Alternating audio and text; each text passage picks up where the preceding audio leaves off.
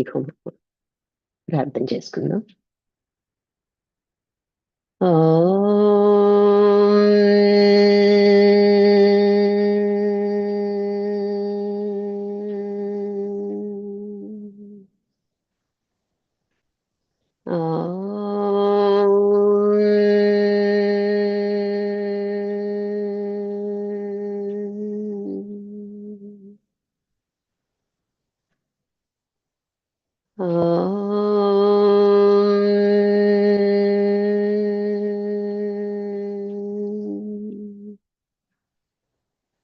गुरुर्ब्रह्मा गुरुर्विष्णुः गुरुर्देवो महेश्वरः गुरुर्साक्षात् परब्रह्म तस्मै श्री गुरवे नमः। ब्रह्मानन्दं परमसुखदं केवलं ज्ञानमूर्तिं द्वन्द्वातीतं गगनसदृशं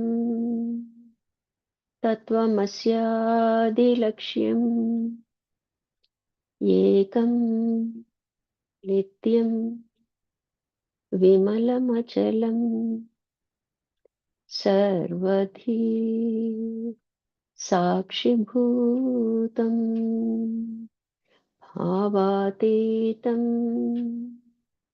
त्रिगुणरहितं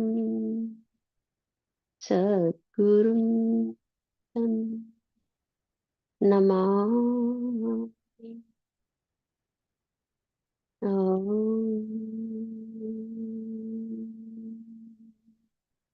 नमो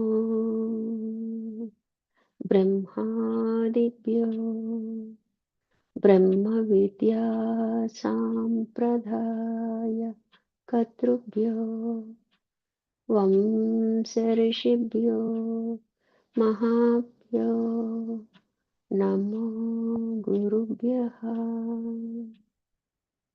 सर्वोपप्लवरहित प्रज्ञानघन प्रत्यगर्त ब्रह्मैवाहमस्मि अहं पदार्थरहितः सदाशिवसमारम्भाः व्यासशङ्करमध्यमाम् अस्मदाचार्यपर्यन्ताम् वन्दे गुरुपरम्पराम्।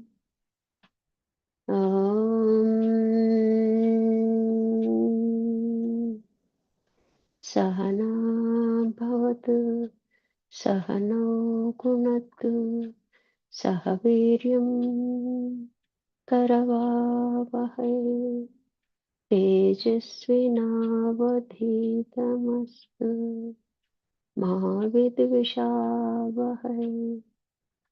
ॐ तत्सत्। ॐ शान्ति शान्ति शान्तिः। हरिः ओम्। శ్రీగురుభ్యో నమః. హరిః ఓం. హరిః ఓం స్వామివారు అందరికీ హరిః ఓం అమ్మ. పరిప్రశ్న, మనము మన కాన్సెప్ట్ అంటే మానవ జన్మ తీసుకున్న తర్వాత మనం సాధించవలసిన లక్ష్యం కేవలం మోక్షమే. దానికోసమే దేహం తీసుకున్నాము, అది తెలుస్తుంది. అది ఈ జీవుడి దగ్గర నుంచి ఆ పరబ్రహ్మ స్థితి, ఆ పైన అచలం అంటే బయలుని దర్శించడం వరకు కూడా మనకి తెలుస్తుంది. అలాగే ఏం చేయాలో ఏం చేయకూడదో తెలుసు. అనేక సాధన మార్గాలు మనం తెలుసుకున్నాము.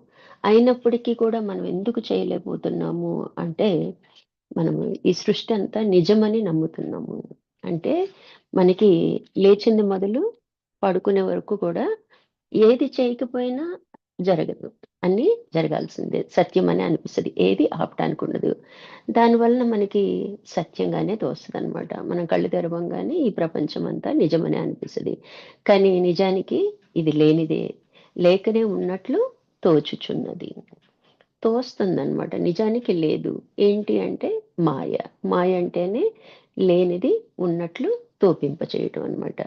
అయితే మనం ఇంకో ప్రయత్నం చేస్తున్నాము. మన సాధనలో మనం ఇంకా బాగా నమ్మకంగా చేయాలి అంటే మాయ గురించి తెలుసుకున్నట్లయితే మనము ఇదంతా లేనిదే కదా! ఇదంతా ఈశ్వర విలాసం కదా! అట్లా మనకి బోధపడతదేమో! అట్లైనా మనం విశ్వసిస్తామేమో! లేకనే తెచ్చుకున్న శరీరాలు, లేకనే చేస్తున్న కర్మలు ఇవి నిమిత్తమే అన్నది రూఢిగా మనం తెలుసుకునే ప్రయత్నం చేద్దాము. మాయ తనువై మాయ తానై మాయ పనులను చేయుచును. మరి మాయ తన మర్మంబు గనగనే మాయమై పోవున్. జీవ మేలుకొనువే. పెద్ద స్వామివారు ప్రార్థన బుక్‌లో మనకి మేలుకొలుపుల్లో ఈ ఇది ఉంటదండి. ఇందులో మనకి తెలియాల్సినయి ఏంటి అంటే, మాయ అంటే ఏంటి? మర్మం అంటే ఏంటి? మర్మం అంటే ఏంటండి? రహస్యము. అంటే మాయ అంటే ఏది లేదో అది ఉన్నట్లును, మరియు ఒక ఒకప్పుడు ఉన్నది మరొకప్పుడు లేనిదిగా కానీ, లేదా మరొకటిగా గాని తోచి భ్రాంతిని పుట్టించుచుండును. ఏంటి అంట మాయ అంటేనే ఏమి లేదు. అంతా మాయలా జరిగిపోయింది అలా అంటుంటాం. అంటే లేకనే లేతే ఏంటో తెలియకుండా జరిగిపోయింది అంటాం. అంటే అది ఏది లేదో అది ఉన్నట్లు. ఏది లేదు మనం మనకి తెలిసి మనం ఉన్నాము. మనం గూడా లేని వాళ్ళమే. మనకు కనిపించే జగత్తు లేనిదే. మనకు కనిపించే అంటే కనపడకుండా ఉండే విధంగా ఉండే దేవతలు. వీళ్ళందరూ కూడా లేనివే అని లేకనే మనకి ఉన్నట్లుగా భ్రాంతిని కలుగచేస్తుంటదనమాట. ఒకప్పుడు లేనిదిగా గాని, లేదా మరొకప్పుడు తోచి భ్రాంతిని పుట్టించుచుంటది. మర్మము అనగా ఆ మాయ మూలం ఎక్కడ? అంటే అది అసలు ఎక్కడి నుంచొచ్చింది? ఎలా అనిపిచ్చింది మాయ అని మనకి? మనకి తాడు, పాము సంగతి తెలిసిందే. ఎలా వచ్చింది అంటే చెప్పలేం. మసక చీకటిగా ఉండబట్టి మనకలా తోచింది. తాడుని చూసి పామనుకుని భ్రమపడ్డాను అని. మరి ఏకంగా ఈ జగత్తే, ఈ విశ్వమే ఉందని తోస్తుంది. మనమే ఉన్నామని తెలుస్తుంది. మనం చేసే కర్మలు అన్నీ కూడా ఈ వ్యవహారం అంతా జరిగిపోతానే ఉంది. అంటే ఎప్పుడైతే అసలు దాని మూలాన్ని మనం తెలుసుకుంటే అసలు ఎందుకు ఏర్పడింది? ఎందుకిలా అనుకోవాల్సొస్తుంది? అన్నది మూలమనమాట. సాధకుని దృష్టి యందు దాని అంతం ఎక్కడ తెలిసినట్లయినా మాయ యొక్క మర్మము తెలియబడును. అయితే ఇది ఎవరికి కావాలండి? ఎవరైతే మోక్షాన్ని కోరుకుంటున్నారో వాళ్ళే సాధకులు. సాధన చేస్తారు. పొందాలి అంటే సాధన చేస్తాం. వీళ్ళకి తెలిసినట్లయితే దాని మర్మం తెలిసినట్లయితే అప్పుడు సాధన మనకి హుషారుగా జరిగిపోద్దనమాట. త్వరితంగా తెలుసుకోగలుగుతాం. మోక్షాన్ని పొందగలుగుతాం అనమాట. ఇందు మాయే దేహము. తనువు అంటే శరీరం అండి. మాయే దేహంగా ఉంది. అంటే ఈ దేహం ఏంటి? లేకనే ఉన్నట్లు తోచుచున్నది. చూడండి ఏది మనం ఘంటాపథంగా చెప్పడానికి లేదు. తోచింది. నాకొక ఆలోచన తోచింది అంటాము. అంటే నిజంగా ఉందా? లేదు కదా! అట్లాగే ఈ దేహం కూడా మాయ అంటేనే తనువుగా తోచింది. అంటే శరీరంగా తోచింది. అంతటా మాయే. ఎక్కడ చూసినా మనం కళ్ళు తెరిచి ఎక్కడ చూసినా కూడా మాయే కనిపిస్తది. అంతా తానై. మాయ లేని పనులను చేయొచ్చు. అసలు పనులు మాయ అంటే లేనిదే. మరిప్పుడు నాకు ఈ పనుందండి అర్జెంట్‌గా నేను ఈ పని చేయాలి, వంట పని చేయాలి, క్లాస్‌లో కూర్చోవాలి, వినాలి అంటే లేని పనుల్ని చేస్తున్నాం అనమాట. ఎందుకు అంటే మనం భ్రమాభ్రాంతులకు లోనై ఉన్నాం కాబట్టి, ఈ శరీరమే సత్యం అనుకున్నాం కాబట్టి, ముందు మనము మన పనుల ద్వారానే ఏదైతే చేస్తున్నామో అది లేనిదిగా భావిస్తూ చేసినట్లయితే ఒక్కడుగు ముందుకెళ్తాము. ఇదంతా ఎందుకని అంటే, మనము అన్నీ కూడా మన వాసనలు, సంస్కారాలన్నీ మన మీద అనేక జన్మలుగా పోసేసుకున్నాం అన్నమాట. పెద్ద గుట్టలో ఎక్కడో మన ఈ జీవుడున్నాడనమాట. అందుకని ఎక్కడి నుంచైతే మనం మొదలుపెట్టాలి, ఏదైతే మనకి తెలుసో అక్కడి నుంచి మొదలుపెడితే, మనం లేనిదన్నది ప్రూవ్ ప్రూవ్ ప్రూవ్ చేసుకోగలుగుతాం అనమాట. అంటే ఇక్కడ మాయ ఇందు మాయే దేహము అంటే తనువుగా. అంతటా మాయే, అంతటా తానై లేనిదయి. మాయ లేని పనులను చేయుచు లేనివి చేస్తున్నాము. అది తనను కూర్చిన రహస్యము అంటే మూలము లేదా మర్మము తెలిసినంతనే. ఇప్పుడు మనకేంటి తెలిసింది? నేను లేను, శరీరము లేనిదే, నాకు లేకనే ఉన్నట్లు తోచుచున్నాను. ఎప్పుడైతే ఇది మాయ అని నాకు తెలిసిపోయిందో, అంటే నా మూలం నాకు తెలిసిపోయిందో, నేను లేని దాన్నే కదా అని తెలిసిపోయిందో, ఆటోమేటిక్గా ఆ భ్రాంతిలోంచి బయటపడిపోతాం అనమాట. అంటే లేనిదే అని తెలిసినంతనే మాయ మాయమైపోవును. ఇదంతా సృష్టికి సంబంధించింది కదా! మనకి ఈ మాయ వల్లనే ఈ జగత్తంతా ఏర్పడింది. ఎప్పుడైనా ముందు సమిష్టి అండి. సమిష్టి నుంచి వెస్ట్‌గా ఆలోచిస్తున్నాం అనమాట. ముందు సమిష్టి ఏర్పడింది. అందులోంచి ఒకటి వెస్ట్ అనమాట. అయితే ఇంతకన్నా ముందు మనకి ప్రపంచం సృష్టించబడక పూర్వము ఆత్మ ఒక్కటిగానే ఉండును. ఉన్నదే మనం బ్రహ్మం అంటాము. అదే వెస్ట్‌గా చెప్పుకోవాల్సొస్తే ఆత్మ అంటాము. ఆత్మ లక్షణాలతోనే చెప్పుకుంటాం తప్ప, ఇంకేది ఉన్నదని మనం ఎప్పుడూ అనుకోవట్లేదు. మన లక్ష్యం ఏంటో మనకి స్పష్టంగా అవగాహన ఉంది. అయితే ఆ లక్ష్యాన్ని చేరుకోవాలంటేనే మాయ కారణంగా మనం ఇబ్బంది పడుతున్నాం అనమాట. కాబట్టి వెస్ట్‌గా మనం ఆత్మ అనుకుంటాం. సమిష్టిగా బ్రహ్మం అనుకుంటాం అనమాట. ఉన్నది ఆత్మన్నా, ఉన్నది బ్రహ్మమన్నా ఒక్కటే అన్నమాట. బ్రహ్మము సర్వవ్యాపకము. అంతటా ఎలా ఉందండి? చైతన్య రూపంగా ములుగుచ్చు సందు లేకుండా వ్యాపకమై ఉంది. అంటే ఎక్కడ గ్యాప్ లేదు మనకి. ములుగుచ్చు అంటే ముల్లుకి చివర అంచు ఎంతుంటదండి? అది గుచ్చడానికి గూడా ఖాళీ లేదనమాట. అంతటా వ్యాపకమై ఉంది. సచ్చిదానంద స్వరూపము. దాన్నే మనము సచ్చిత్ ఆనంద స్వరూపంగా చెప్పుకుంటాం అన్నమాట. ఉన్నది బ్రహ్మం ఒక్కటే. కేవలము ఉన్నది బ్రహ్మమే. ఇన్ని లేవు అని తెలియజెప్తున్నారనమాట. రెండవది లేదు. మరి ఈ సృష్టి మాటేమిటి? ఉన్నది బ్రహ్మమే. మరి సృష్టి మనకెలా కనపడుతుంది? దీని మాటేమిటి? అని అడుగుతున్నారు. మన కంటికి కనిపించే సకల చరాచర జగత్తు అనగా సృష్టి అయిన పిదప ఆత్మ అనేకమైనట్లు తోచెను. అయితే ఒక్కటిగా ఉన్న బ్రహ్మము ఎప్పుడైతే సృష్టి తోచిందో, ఇవన్నీ తొయటమేనండి. పిండ బ్రహ్మాండాలు, అనంత విశ్వం అంతా గూడా మనకి తొయటమే అన్నమాట. తోచెను. ఇదియే మాయ. అంటే సృష్టి పిదప ఆత్మ అనేకమైనట్లుగా తోచెను. దాన్నే మాయ అంటారనమాట. తోచింది. మనకొక ఆలోచన తోచింది. నాకిట్లా అనిపిచ్చింది అంటే అది నిజంగా కంటికి కనిపిస్తదా? కనిపించదు కదా! అట్లాగే 14 లోకాలు గూడా అలాగే ఏర్పడినియనమాట. బ్రహ్మ, బ్రహ్మ పదార్థము తయారైనవిగా చెప్పబడుచున్నవి. ఎలా తయారైందంటే, బ్రహ్మ పదార్థంతో తయారైందిగా చెప్తామనమాట.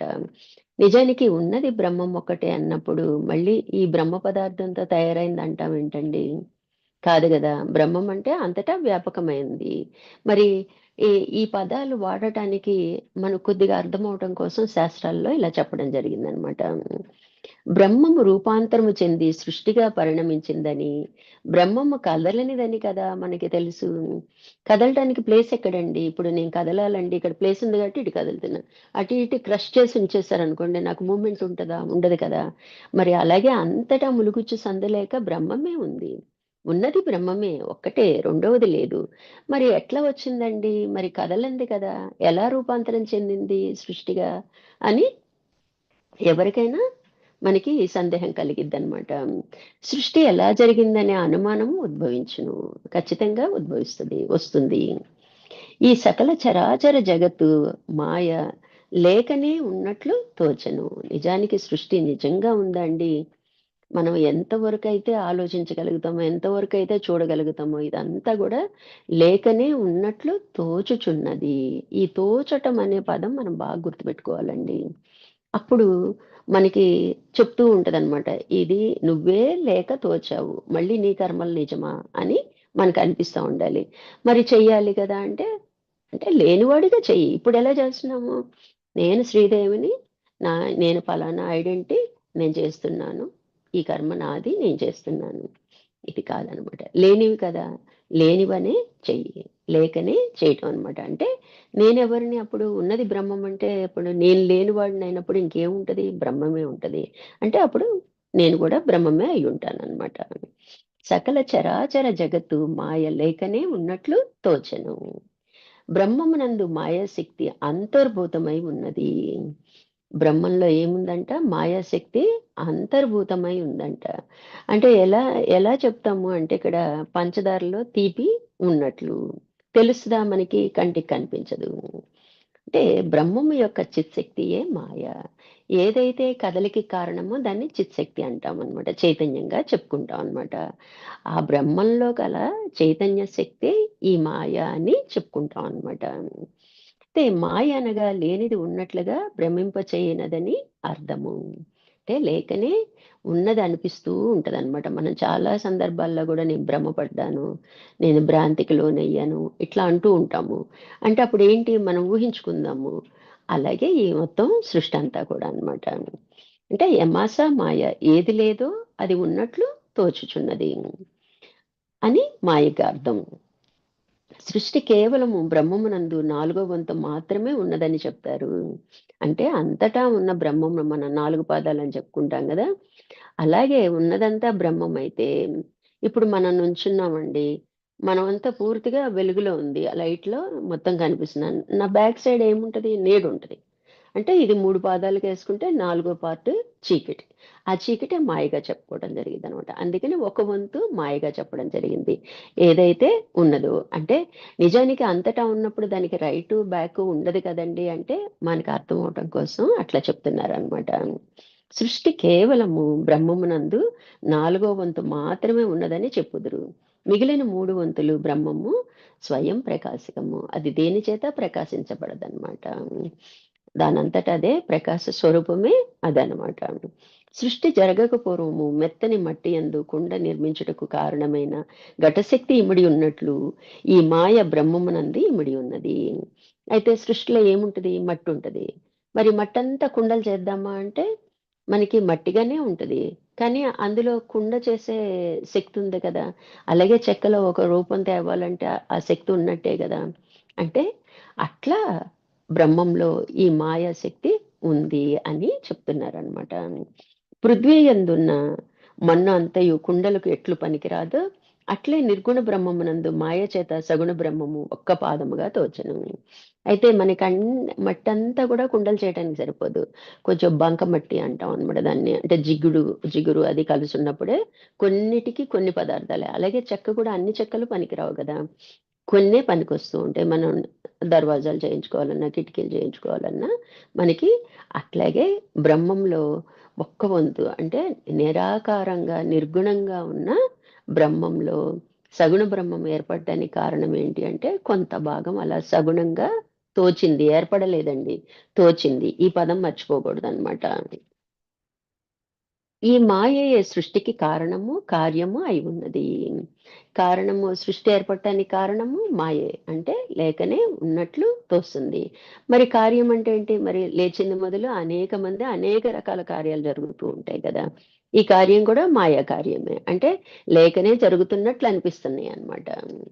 అట్లా సృష్టి జరుగు సందర్భమున ఈ మాయా బ్రహ్మము నుండి సృష్టి కార్యముగా పరిణమించింది. ఎట్లా ఉందంట మనకి సృష్టి జరుగు సందర్భంగా అంటే ఎట్లా అయితే లేకనే ఉన్నట్లు తోయటం జరిగిందో ఆ మాయా బ్రహ్మం నుండి కార్యం కూడా ఏర్పడింది. అనగా సృష్టి చేయనది మరియు సృష్టి చేయుటకు అవసరముగు ప్రధాన పదార్థము రెండును తానై సృష్టి జరుపబడెను. అంటే అసలు లేని దానికి మనం ఎన్ని కబుర్లు చెప్పుకున్నా అండి. అంటే మాయ ఎలా ఏర్పడింది? సృష్టి చేయాలంటే ఇప్పుడు పంచభూతాలు కావాలి. జీవరాశులు రావాలంటే, అలాగే ఇంకో పదార్థాలు కావాలి. కానీ ఎట్లా ఏర్పడింది ఈ సృష్టి అంటే, మాయే కారణమైంది. మాయా పదార్థమే ఈ సృష్టికి కారణమైంది. ఎలా అంటే మనకి ఎగ్జాంపుల్ సాలెపురుగు చెప్తారండి. అది అల్లికుంటది. దానిలోని ద్రవంతోనే అది అల్లుతా ఉంటదనమాట. గూడల్లుతా ఉంటదనమాట. అట్లాగే మాయే తనలోని పదార్థంతోనే తానే, తానే సృష్టి జరిపింది. తానే కార్యమైంది. తానే పదార్థమైందనమాట. ఇట్లా మనకి సృష్టి చేయనది మరియు సృష్టి చేయుటకు అవసరమగు ప్రధాన పదార్థము రెండును తానై సృష్టి జరపబడెను. సృష్టికి మూల కారణం మాయ. అంటే ఈ సృష్టికి రావటానికి కారణం ఏంటి అంటే మాయ. మాయ అంటే ఏంటి అంటే లేకనే ఉన్నట్లు తోపింపజేస్తుంది. చూడండి ఎలా ఉంటదంటే అర్థమైనట్లే ఉంటది. కానీ మన పనులొచ్చేటప్పటికి అర్థం కానట్టే వ్యవహరిస్తూ ఉంటాం అనమాట. ఈ సత్యమనే వ్యవహరిస్తాం అనమాట. అందుకని ఒకటికి 10 సార్లు మనం తెలుసుకోవటం వలన ఒకానొక టైంలో ఇది లేనిది అని మనము నమ్మగలుగుతాం అనమాట. సృష్టికి మూల కారణం మాయ. సకల జగత్తును సృష్టించినది, పాలించినది, లయము చేయనది మాయే. అంతే కదా! అన్నీ మాయా కార్యమే. అన్నీ మాయ నుంచే ఉద్భవించినయి. అందులోనే మళ్ళీ డివిజన్స్ చెప్పాము. ఒకళ్ళు సృష్టి బ్రహ్మం అని చెప్పుకున్నాము. పోషకర్త విష్ణువు అనుకున్నాము. లయకారకుడు రుద్రుడు అనుకున్నాము. ఇట్లా మీరు ఎన్నైనా పేర్లు చెప్పండి. ఇవన్నీ కూడా మాయలోని భాగమే. మాయ అంటే లేకనే ఉన్నట్లు తోచుచున్నది. అనగా చిత్శక్తియే. అంటే ఆ మాయలోనే కదిలే శక్తి. అంటే బ్రహ్మము యొక్క కదిలే శక్తి. నిజానికి బ్రహ్మంలో కదిలే శక్తి ఉందా అంటే తెలీదు. అంటే బ్రహ్మం ఆధారంగా ఇది కదులుతుంది. మనము ఎప్పుడైతే ఆత్మ లక్షణాలు చెప్పుకుంటామో ఎప్పుడైతే మనము ఆత్మ లక్షణాలు చెప్పుకుంటామో, ఆ లక్షణాల్లో ఏదైనా గూడా ఆత్మనైతే సమానము. జ్ఞానమన్నా, చైతన్యమన్నా, ప్రకాశమన్నా. అలాగే ఇక్కడ గూడా ఒక్క నిమిషమండి.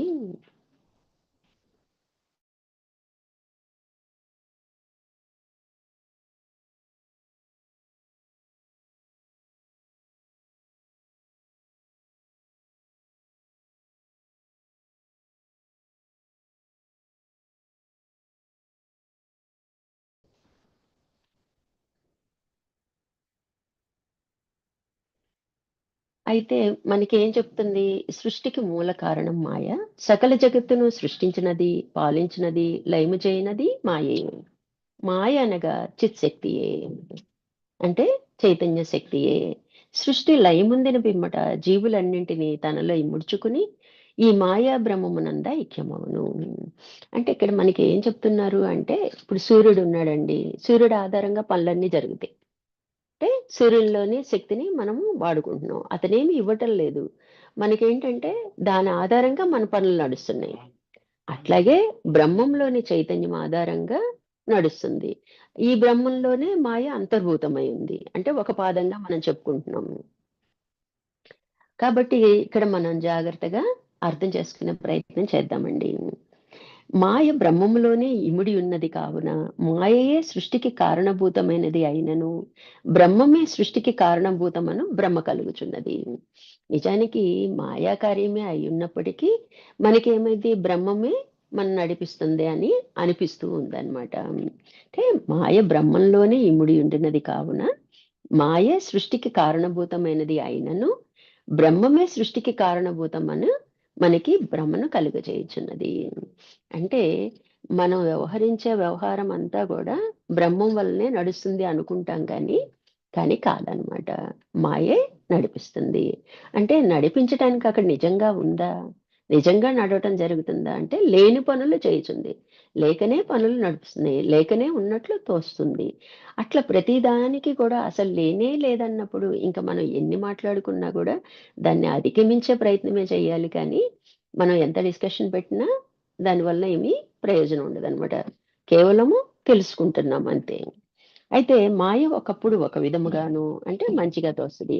మరొకప్పుడు మరొక విధముగాను అనిపించును. కావున దానికి మాయనుడి పేరు కలిగినది. అంటేనే లేకనే మంచిగా అనిపిస్తది. లేకనే చెడుగాను అనిపిస్తదనమాట. అంటే సృష్టి అన్న తర్వాత అన్నీ మిళితమే కదండీ! అట్లా మనల్ని తోపింపచేస్తూ నిజమని భ్రాంతిని కలుగజేస్తుందనమాట. ఆ నిజం కూడా బ్రహ్మం వల్లనే మనం ఇదంతా చేస్తున్నామన్న భ్రాంతికి లోనవుతూ ఉంటాం అన్నమాట. విశ్వ ఆవిర్భావము మాయకు మూల కారణము కావున మాయ అనాది. అంటే విశ్వము ఎప్పుడైతే వచ్చిందో, సృష్టించబడిందో దానికి కారణం ఏంటి? మాయ. అంటే దానికి మనకి ఏం చెప్తాము? మొదలనేది లేదు. ఎప్పుడన్నది మనకు తెలీదు. మన ముందు తరాలకుంది, ఆ ముందు తరాలకుంది. కానీ అంతమైతే ఉంది. మనకు ముందు తెలీదు కాబట్టి ఇది అనాది. ఎప్పటినుంచో ఉంది. అంటే ఎప్పుడు అన్నది మనం చెప్పలేము. ఎప్పటినుంచో ఉంది. కానీ ముగింపు ఉందా అంటే ఉంది. ఎట్లా ఉంది? ముగింపు ఉంటేనే మనకి మోక్షం వస్తది. ముగింపు అంటే ఏంటి? మాయ మర్మం తెలియంగానే మనం ఏమైతాం? భ్రాంతి నుంచి బయటపడతాము. మోక్షాన్ని పొందుతాం అన్నమాట. ఇట్లా మనము మాయ త్రిగుణములు కలిగినది. మాయ ఎలా ఉంది అంటే త్రిగుణాత్మకము. ఈ సృష్టి అంతా కూడా త్రిగుణాత్మకమేనండి. ఎందుకని అంటే మాయ కూడా త్రిగుణాలు కలిగి ఉండి, సృష్టి కూడా ఆ త్రిగుణాలతోనే చేసింది కాబట్టి, అన్నిటిలో మీరు జడ పదార్థం అవ్వండి, కదిలేది, చెలించేది, చెలించనిది అన్నీ కూడా మనం తినేయి, వ్యవహరించేయి అన్నీ కూడా త్రిగుణాత్మకంగానే ఉంటాయి. కాబట్టి ఆ త్రిగుణాలంటే సత్వ, రజో, తమో గుణములు. ఈ 3 గుణముల కలయికే మాయ. ఈ 3 ఎప్పుడైతే కలిసుంటాయో దాన్ని మాయగా చెప్తామనమాట. త్రిగుణములు తొలగిన మాయ సమూలముగా నశించును. అందుకే మనం ఏం సాధన చేస్తున్నాము?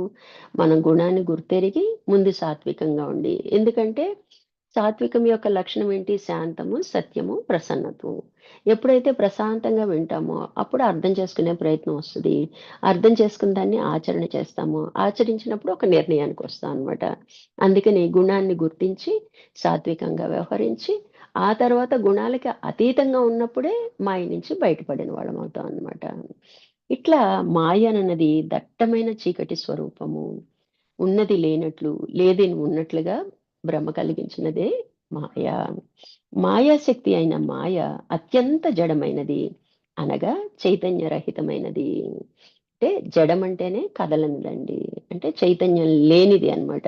మరి చైతన్యం ఎక్కడి నుంచి వచ్చింది అంటే బ్రహ్మమును ఆధారం చేసుకొని ఆ లక్షణంతో మనం ఎలా అయితే సూర్యరశ్మిని ఆధారం చేసుకొని మనం అనేక పనులు చేసుకుంటూ ఉంటాం కదా! అట్లాగా ఆ చిత్శక్తిగా ఇది కదలటానికి కారణమైందనమాట. బ్రహ్మం వల్లనే చైతన్యం అంతా అగునట్టది. ఆ బ్రహ్మం వల్లనే ఇది చైతన్యవంతము అవుతుంది. జడమైన మాయలోనికి బ్రహ్మ చైతన్యము వ్యాప్తి చెందినప్పుడే అంటే ప్రవేశించినప్పుడే మాయ చైతన్యవంతమవును. ఇప్పుడు మనం ఉన్నామండి. మన బుద్ధి మీద ఈ చైతన్య ప్రకాశం ఉండబట్టే మనం మనుగడ సాగిస్తున్నాం. అలాగే ఈ సృష్టి అంతటికి కూడా ఆ చైతన్యమే ఆధారమయ్యి ఉన్నదన్నమాట. చైతన్య ప్రకాశము శుద్ధ సత్వ మాయందు పడి ప్రతిఫలించగా, అధిష్టాన బ్రహ్మ ప్రకాశము మాయ ప్రతిబింబ ప్రకాశము. అంటే ఇక్కడ కొంచెం జాగ్రత్తగా అర్థం చేసుకోవాలండి. చైతన్య ప్రకాశం ఉన్నది, అంతటా ఉన్నది బ్రహ్మం అంటే ఏంటి? అంతటా ఉన్నది చైతన్యం అనొచ్చు, అంతటా ఉన్నది ప్రకాశం అనొచ్చు. ఏమైందంట? శుద్ధ సత్వ మాయ అంటే శుద్ధ సాత్వికత. అంటే త్రిగుణాల ఎప్పుడైతే మన ఆధీనంలో ఉంటాయో, త్రిగుణాతీతంగా ఉందో దాన్ని శుద్ధ సత్వంగా చెప్పుకుంటాం అన్నమాట. అందులో ప్రతిఫలించింది. దాని మీద పడింది. మాయలోని శుద్ధ సత్వం మీద ఎప్పుడైతే రిఫ్లెక్ట్ అయిందో, మన బుద్ధి మీద ఎప్పుడైతే ఇది ప్రతిబింబించిందో, అట్లా అధిష్టాన బ్రహ్మ ప్రకాశము అంటే ఉన్నది అధిష్టానం. అధిష్టానం అంటే మెయిన్ ఉన్నది బ్రహ్మం కాబట్టి ఆ ప్రకాశము మాయ. మాయ మీద మాయలో ఉన్న శుద్ధ సత్వం మీద ప్రతిబింబించిన ప్రకాశము. ఈ 3 కలిపితే ఈశ్వరుడు అన్నారనమాట.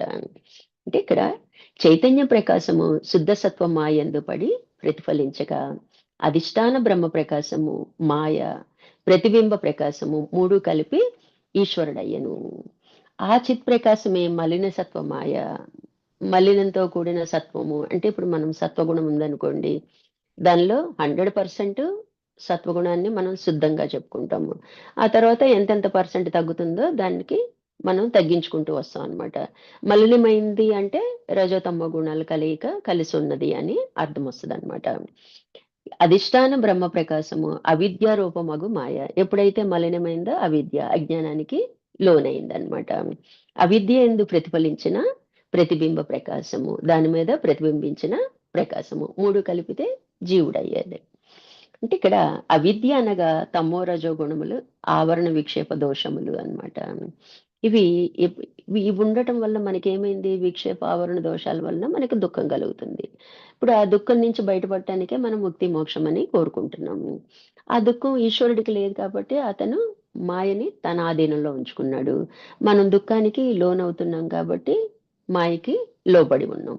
సింపుల్‌గా ఈ 2 వాక్యాలు గుర్తుంటే సరిపోతుందనమాట. ఇప్పుడు మనం ఏం చేస్తున్నాము? దుఃఖ నివృత్తి అంటే మనం మాయని అధిగమించే ప్రయత్నం చేస్తున్నాము. ఇక్కడ మనకి సృష్టి యందు సమిష్టిగా అంటే ఈశ్వరుడు ఏర్పడి వెష్టిగా రూపాంతరం చెందెను. అంటే ఆ మాయయే అవ్యక్తమయ్యెను. అసలు ఫస్ట్ మనము పిండాండ పంచీకరణలో మొదట్లోనే చెప్పుకున్నాం. ఉన్నది బ్రహ్మము. బ్రహ్మం నుంచి అవ్యక్త స్థితి నుంచి అవ్యక్త స్థితి ఉందంటే కనపడని స్థితి. అవ్యక్తంగా ఉందంటే వ్యక్తం కాకుండా ఉన్న స్థితి. ఎప్పుడైతే మహత్ వచ్చిందో రెడీ టు వ్యక్తం అనమాట. మహదహంకారం. మహదహంకారంకి వచ్చేటప్పటికి అది మొలకెత్తిందని చెప్పుకుంటాం అనమాట. పంచతన్మాత్రలు ఏర్పడ్డాయి. అక్కడి నుంచి పంచమహాభూతాలు ఏర్పడినాయి. అక్కడి నుంచి జగత్ ఏర్పడింది. అక్కడి నుంచి విరాట్ పురుషుడు అంటే ఈశ్వరుడు అనమాట. సమిష్టి అనమాట. అలాగా ఇక్కడ ఆ మాయయే అవ్యక్తమయ్యను. ఆ అవ్యక్తం యొక్క వ్యాపకమే మహత్తత్వమయ్యను. ఆ మహత్తత్వం వలన అహంకారమును ఇందుగల ఇచ్ఛాశక్తి అంది శబ్దమే గుణములుగా గల ఆకాశము పుట్టెను. ఆ ఆకాశమునందు శబ్దస్పర్శ రూపమును 2 గుణములు గల వాయువు పుట్టెను. అలా పంచభూతాలు ఏర్పడినాయండి. ఇదేంటంటే మనకి శాస్త్రరీత్యా మనకి అర్థమయ్యే ప్రయత్నం చేసుకోవాలి. అలా కాకుండా ఇప్పుడు మన భాషలో చెప్పుకోవాలి అంటే మనకు అర్థమయ్యే విధంగా అంటే అతి సాధారణంగా చెప్పుకోవాలంటే ఎలా చెప్పుకోవాలి అంటే మనము మాయ త్రిగుణాత్మకం. అంతవరకు అర్థమైంది కదండీ! ఎక్కడ చూడండి, ఏ వ్యక్తి చూడండి వస్తువు గట్టిగా ఉందనుకోండి మనము అక్కడ కూడా త్రిగుణాలతో పోల్చొచ్చనమాట. మనం తినే పదార్థము. రజోగుణం అంటే కారాలు, ఉప్పు ఎక్కువని. ఆ! ఒక్క నిమిషం అండి.